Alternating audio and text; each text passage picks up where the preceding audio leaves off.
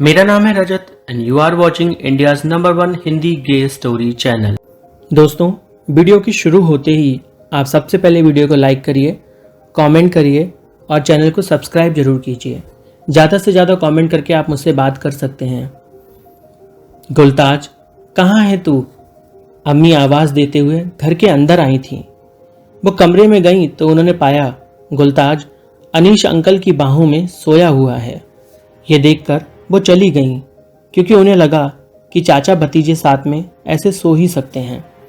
उधर जब अनीश की नींद टूटी और उसने देखा कि गुलताज उसकी बाहों में है, उसने गुलताज को अपनी तरफ घुमाया, उसके होठों पर उंगली फेरी और उसके बाद उसके होठों को अपने होठों से छुआ ही था कि गुलताज उठ खड़ा हुआ। उन्होंने अपनी आंखें ऐसे बंद कर ली कि जैसे उन्होंने कुछ किया ही नहीं। गुलताज ध्यान से अनीश अंकल को देख रहा था। गुलताज की नींद इसलिए टूट गई थी क्योंकि अनीश अंकल की चुभती हुई मूछें गुलताज के चुभ गई थीं। अब अनीश अंकल ऐसे एक्टिंग कर रहे थे मानो उन्होंने कुछ किया ही नहीं। वो बहुत गहरी नींद में हैं और सो रहे हैं, पर सच तो दिखाई दे ही रहा था जिसे वो छिपा ना सके। कितना सोते हो आप? गुलताज अनीश अंकल को धक्का दे देकर हिला रहा था, उन्हें उठाने की कोशिश कर रहा था। अनीश अंकल ने गुलताज का हाथ पकड़ लिया और उसे अपने ऊपर खींच लिया, अपनी बाहों में भर लिया उसे। गुलताज का दिल धक धक धक धक हो रहा था, काफ़ी तेजी से, इतना तेज कि वो अपने कानों में अपनी धड़कन सुन पा रहा था।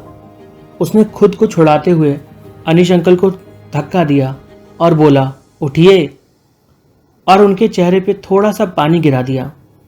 अनीश अंकल ने नौटंकी करते हुए आंख खोली और ऐसे ड्रामा करने लगे जैसे उन्हें पता ही नहीं कि वो क्या कर रहे थे। फिर उन्होंने टॉवल हटाया, बरमूडा पहना और एक वेस्ट पहनी। अनीश अंकल गुलताज के साथ बाहर बरामदे में आए तो अम्मी बोली, भाईजान खाना लगा दूं क्या? उन्होंने हाँ में सर हिलाया और बोले, गुलताज तू भी खा ले, भूखा होगा। गुलताज बोला, नहीं आप ही खाओ, मुझे अभी मन नहीं है खाने का, मैं तो इस टाइम पे चाय पीता हूँ।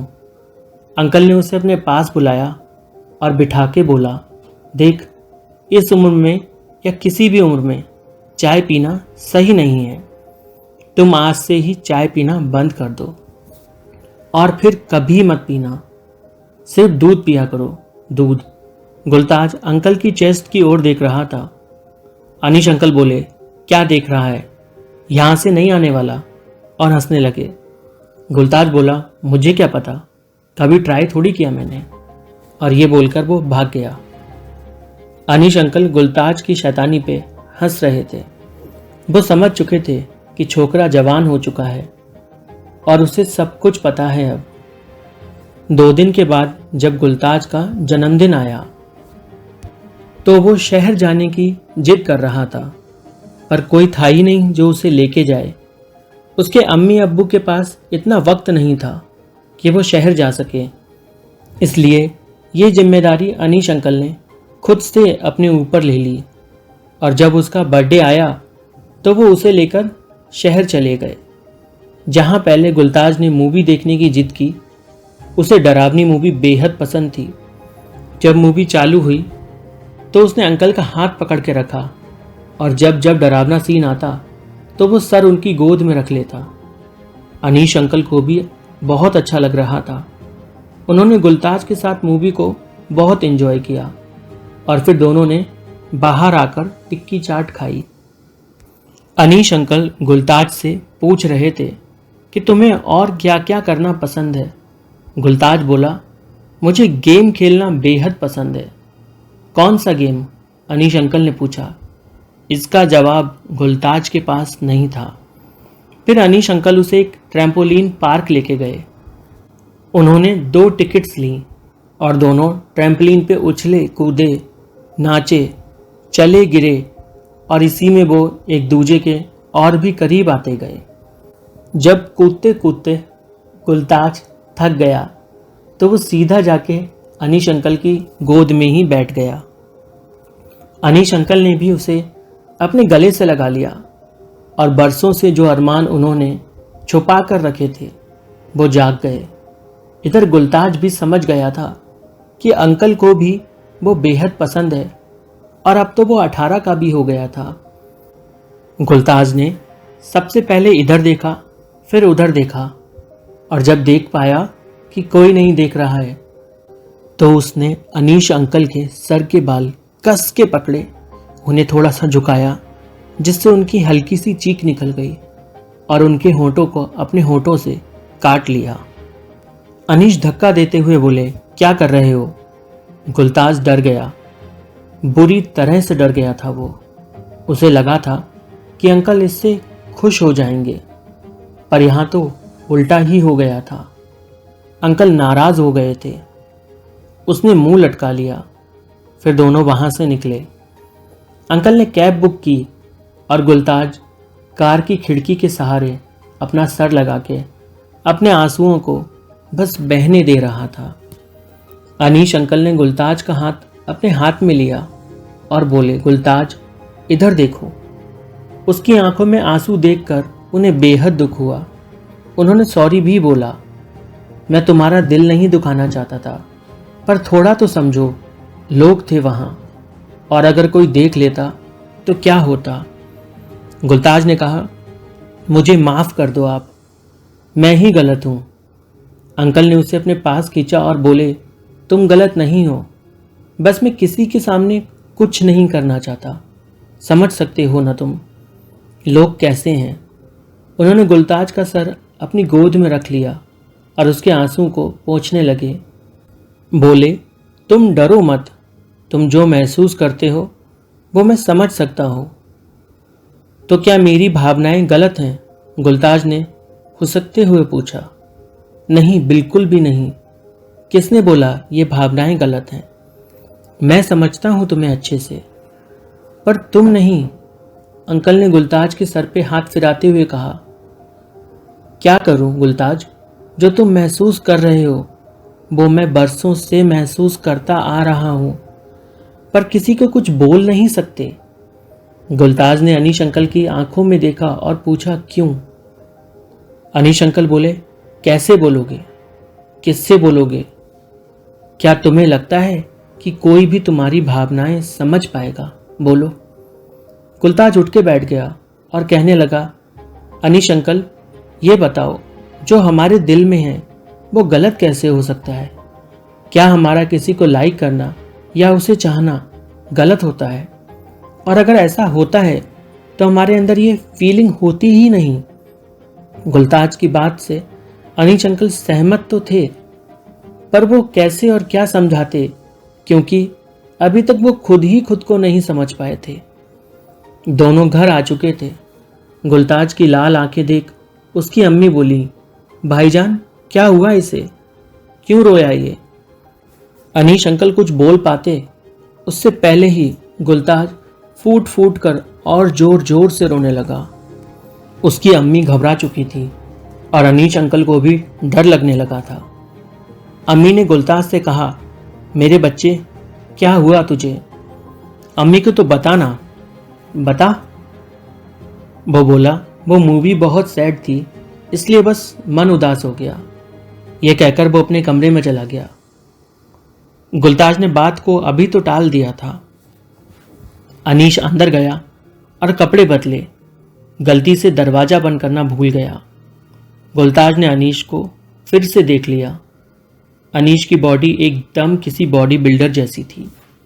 वो देखने में तो एकदम जवान ही लगते थे और उनकी मर्दानगी ने गुलताज के दिल में एक आग सी लगा दी।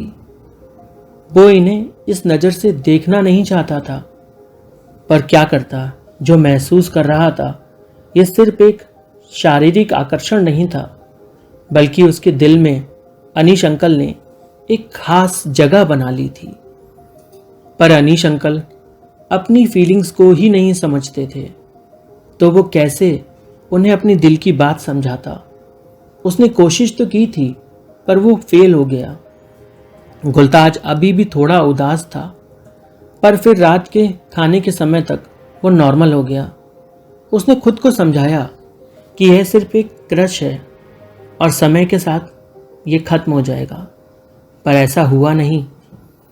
अंकल और गुलताज का रिश्ता और गहरा हो रहा था, पर अनीश अंकल को अभी भी डर ही लगता था। वो एक डिस्टेंस मेंटेन करके रहने लगे थे।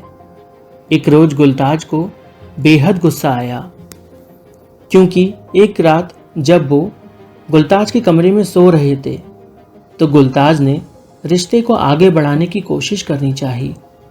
उसने अपना एक पैर उनके पैर पर रखा और उनके सीने से चिपट गया, फिर उनकी मूंछों से खेलता रहा। थोड़ी देर तक वो ऐसे ही करता रहा, पर जैसे ही उसने उनके रसीले होठों को चूमना चाहा, वो पीछे हो गए। गुलताज तिलमिला गया और बोला, ये सब क्या नौटंकी है आपकी? आंखें बंद करने से अंधेरा नहीं हो जाता, और इस मूड से दूर भागने से आप स्ट्रेट नहीं बन जाओगे, समझ रहे हो ना? उसके बाद उसने उनका सर कस के पकड़ा और उनके होठों को अपने होठों में इतना कस के लिया कि उनके होठों से खून आने लगा। इससे अनीश अंकल चिढ़ गए। गुलताज अपने कॉलेज की लिस्ट चेक करने अगले दिन कॉलेज गया हुआ था।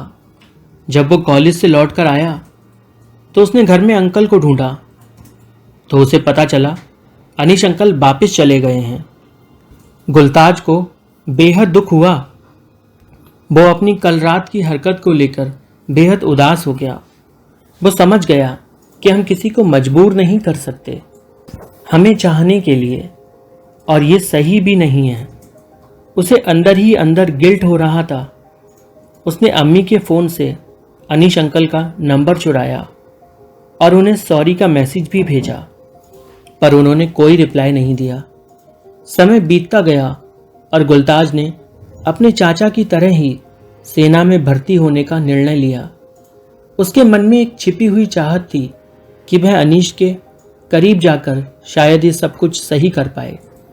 गुलताज के सेना में भर्ती होने के बाद अब ना चाहते हुए भी अनीश अंकल को उसका ख्याल रखना पड़ता ही था, जिससे धीरे धीरे उनके बीच का रिश्ता जैसा उसने सोचा था वैसे ही सुधरने लगा, और अब वे सच में एक दूजे को बेहद करीब आने देते थे। एक रोज ट्रेनिंग के दौरान गुलताज को स्विमिंग सीखनी थी, पर उससे हो ही नहीं पा रहा था, तो अनीश अंकल ने उसकी मदद करने का सोचा। वो उसे पास के एक गांव ले गए।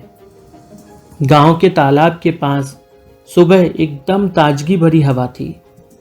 अनीश अंकल ने गुलताज को तैराकी सिखाने का प्रस्ताव रखा। गुलताज ने तुरंत हाँ कर दी। तालाब के ठंडे पानी में अनीश के मजबूत हाथ गुलताज के शरीर को थामे हुए थे। गुलताज को पहली बार अनीश का यह स्पर्श बहुत गहरा और खास लग रहा था। तालाब में तैराकी की ट्रेनिंग के दौरान अनीश अंकल ने गुलताज को सही तरीके से तैरने के लिए अपने करीब खींचा। गुलताज का दिल जोर जोर से धड़कने लगा। वह अनीश अंकल के पास था।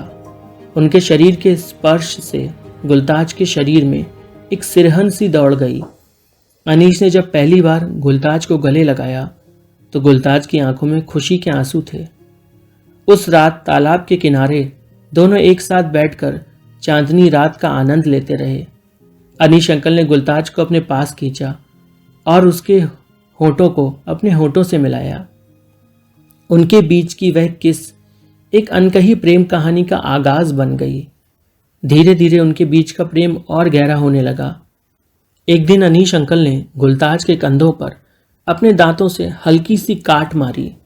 गुलताज तो मानो नशे में चला गया हो। वह प्यार का पहला निशान था जो उनकी प्रेम कहानी को और गहरा कर गया। कहानी यहीं समाप्त होती है। वीडियो को लाइक करिए, कमेंट करिए और चैनल को सब्सक्राइब करिए।